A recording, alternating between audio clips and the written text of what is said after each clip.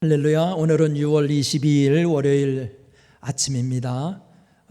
요즘 코로나19 사태가 양천구에서도 계속 발생해서 이번 한 주간도 더 영상으로 새벽 예배와 주중 예배를 드리게 될 것입니다.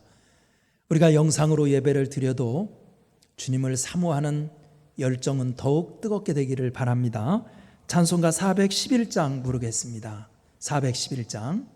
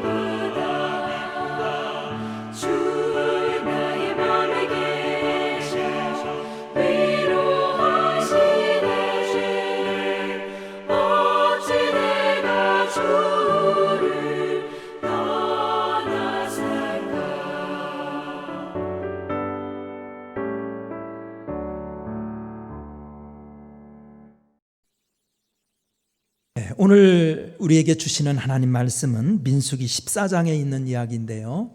14장 말씀. 14장 중에서도 26절에서 28절까지만 교독하겠습니다.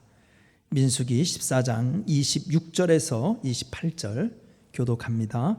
여호와께서 모세와 아론에게 말씀하여 이르시되 하는 이 악한 회중에게 내가 어느 때까지 참으랴. 이스라엘 자손이 나를 향하여 원망하는가 하는 말을 내가 들었노라. 함께 읽습니다. 그들의 이르기를 여호와의 말씀에 내 삶을 두고 맹세하노라. 너희 말이 내 귀에 들린 대로 내가 너희에게 행하리니. 아멘. 2012년에 있었던 일입니다. 2012년 5월 15일 한 포털 사이트 게시판에 네티즌이 올린 글이 뜨거운 논란이 된 적이 있어요. 이 네티즌은 서울 시내 모 대학 학생에게 어머니가 봉변을 당했습니다 라는 제목의 글을 통해 대학교에서 환경미화원으로 일하는 자신의 어머니가 이 대학 여학생에게 억울한 일을 당했다며 호소했습니다. 이 글에 따르면 2012년 5월 13일 이 네티즌의 어머니가 여자 화장실 청소하던 중 세면대 앞에서 화장을 고치던 여학생에게 막말을 들었다는 것입니다.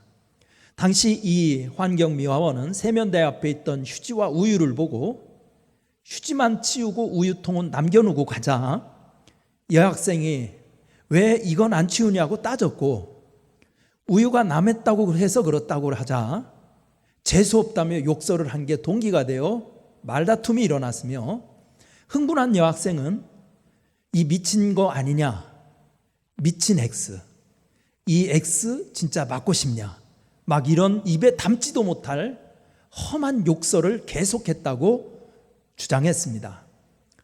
지성의 상징인 대학교에서 보듬고 배려하여야 할 사회적 약자들에게 그토록 잔인한 언어 폭력을 행사했다는데 깊은 슬픔을 느꼈습니다. 그런데 우리가 알아야 할 사실이 있습니다. 말이란 뱉으면 허공에 흩어져 없어지는 것이 아니라 그의 삶에 오롯이 남아 앞으로의 운명을 결정짓는 힘이 있다는 것입니다. 바로 오늘 본문 민수기 14장 본문의 내용이 12정탐꾼 이야기가 그 사실을 보여주고 있습니다. 과연 나의 삶을 복되게 하고 남을 행복하게 하는 말은 무엇일까요? 첫 번째, 성경이 우리에게 가르치는 가장 복된 말은 유순한 말을 하라는 것입니다. 유순한 말. 14장 7절을 읽어보겠습니다. 14장 7절 앞에 부분인데요. 한번 읽어볼까요? 시작. 이스라엘 자손의 온 회중에게 말하여 이르되 우리가 두루 다니며 정탐한 땅은 심히 아름다운 땅이라. 아멘.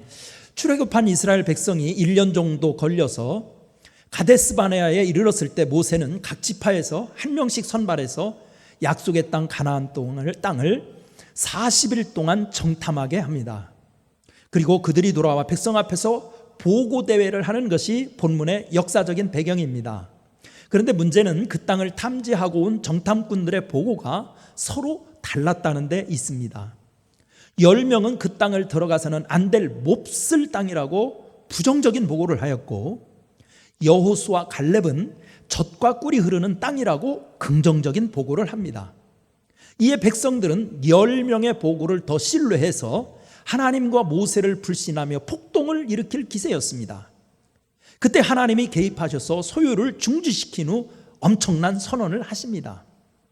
하나님의 인도와 언약에 대해서 불신한 10명의 정탐꾼과 백성들은 모두 광야에서 죽게 될 것이고 하나님의 말씀을 온전히 좇은 여호수아와 갈렙은 가나안 땅에 들어갈 것이라는 것입니다. 그야말로 자신들이 뱉은 말 때문에 생사가 걸린 것입니다. 왜 그랬을까요?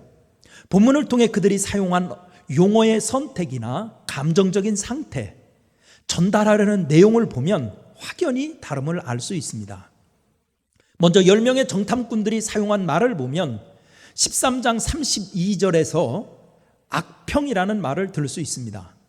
악평의 히브리 말에 다바부는 모욕, 중상모략이라는 뜻으로서 감정을 추스리지 못하고 기분대로 찌꺼려대는 욕설에 가까운 말입니다. 하지만 여호수아 갈렙의 말은 안돈시켰다 13장 30절, 아름다운 땅이다 14장 7절, 젖과 꿀이 흐르는 땅이다 14장 8절, 이런 표현을 보듯이 흥분 중에도 유순한 말을 하고 있습니다. 이렇게 하나님이 축복하는 사람은 유순한 말을 하는 사람입니다. 그래서 성경은 유순한 대답은 분노를 쉬게 하여도 과격한 말은 노를 격동하느니라 라고 잠언 15장 1절에 가르친 것입니다. 두 번째, 우리가 좋은 말, 하나님이 원하시는 말은 인정의 말을 하라는 것입니다. 인정의 말. 8절을 한번 읽어보겠습니다. 8절 시작. 여호와께서 우리를 기뻐하시면 우리를 그 땅으로 인도하여 들이시고 그 땅을 우리에게 주시리라. 이는 과연 젖과 꿀이 흐르는 땅이니라. 아멘. 여기서 12명의 정탐꾼이 자기 민족과 가나안 민족을 평가한 말을 비교해 보십시오. 하나님께 심판을 받은 10명의 정탐꾼들은 상대에 대해서는 기골이 장대한 대장부요, 우리보다 강하다고 추켜 세우지만 자기 민족에 대해서는 메뚜기 같다고 비하합니다. 반면 하나님의 택함을 받은 여호수아 갈렙은 그들이 아무리 강할지라도 우리 밥에 불과하다. 9절. 우리는 메뚜기가 아니라 하나님이 준비한 백성이요 자녀라고 말합니다. 한 부류는 자기 민족을 광야 생활에 지친 오합지졸로 평가절하하고 있고, 다른 한 부류는 하나님의 존귀한 백성으로서 고유한 가치를 인정하고 격려함을 볼 수 있습니다. 성경은 하나님의 창조 행위를 다 말씀을 통한 인정과 축복의 과정이었다고 기록하고 있습니다. 때문에 우리도 사람을 대할 때 그의 고유한 가치를 인정하고 격려하는 말을 하면 창조의 역사를 일으킬 수 있습니다. 독일 문학계의 거장 슈테판 츠바이크가 쓴 광기와 우연의 역사라는 책에는 핸델의 메시아가 나오기까지의 과정을 소상히 소개하고 있습니다. 1737년 4월 13일 뇌졸중으로 쓰러져 오른쪽 몸이 마비되었던 핸델은 4개월 만에 기적적으로 재활에 성공하여 작곡에 몰입을 하였습니다. 그러나 여왕의 죽음으로 연주회는 중단되었고 곧 이어 영국과 스페인의 전쟁이 시작되었습니다. 극장은 텅 비어갔고 핸델의 빛은 눈덩이처럼 불어만 갔습니다. 1741년 8월 21일 타는 듯한 무더위 날씨에 런던 거리를 헤매다 돌아온 그의 책상에 소포가 놓여져 있었습니다. 시인 제임스의 편지였습니다. 주님은 사람들에게 멸시와 버림을 받은 바 되었습니다. 그러나 지금 전능의 주님은 온 세상의 왕이 되어 다스리고 계십니다. 힘을 내십시오.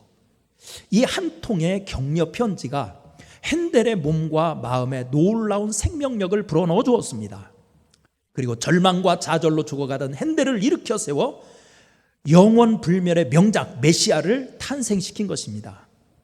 우리도 가정과 사회에서 인정의 말을 해야 합니다. 역시 당신이 최고야.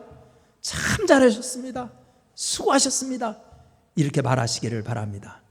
그러면 마침내 당신도 여호수아 갈렙처럼 하나님이 인정하시고 귀하게 쓰시며 복된 사람으로 살아가게 될 것입니다. 기도하겠습니다. 은혜로우신 하나님 아버지, 오늘 월요일 새벽을 맞아서 주님의 말씀을 묵상합니다. 이 지구상의 많은 포유류 중에서 완전한 의사소통을 하는 언어를 가진 것은 인간인데 그 소중한 말이라는 선물을 남을 상처 주고 아프게 할 때 너무 많이 사용하고 있습니다. 말의 홍수 속에서 우리는 지쳐가고 있습니다.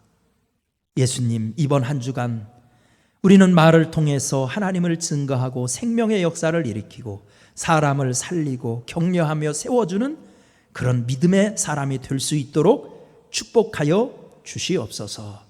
예수님의 이름으로 기도드리옵나이다. 아멘. 자, 우리 찬송가 545장 찬송 부르겠습니다.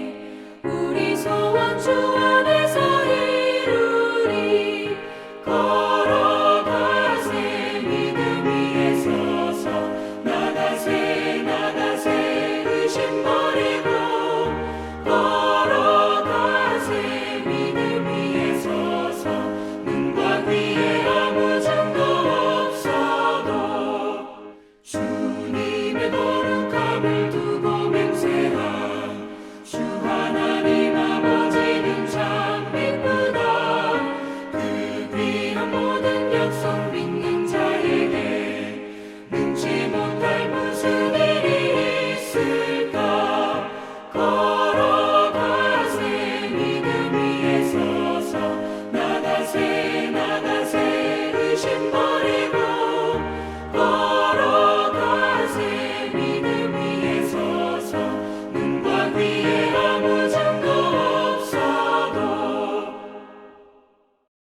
자, 주기도문을 하겠습니다. 하늘에 계신 우리 아버지여, 이름이 거룩히 여김을 받으시오며 나라가 임하시오며 뜻이 하늘에서 이루어진 것 같이 땅에서도 이루어지이다.